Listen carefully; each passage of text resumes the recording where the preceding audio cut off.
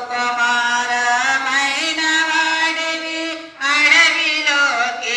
ఎందుకు తండ్రి ఘోర మృగములు ఏమి చేయునో కలవరమాయను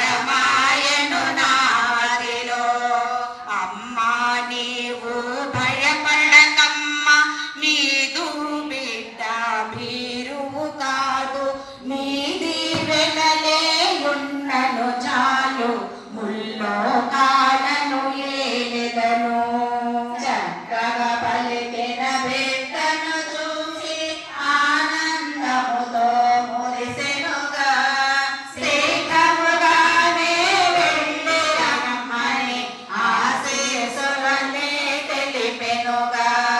చక్కని అంచుల బట్టలు కట్టి ముచ్చాల దట్టిని మొలకే కట్టి సంపంగి నూనెను తలకే రాసి నల్లని కురులను వంపుగా దువ్వే కస్తూరి తిలకమ్మును దొటను దిద్ది ఆభరణాలు ధరించి తాంబూలమునే వేసుకొని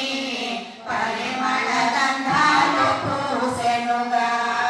అంబుల పొగులను మోపుకు కట్టి చక్కని ధనసును చేత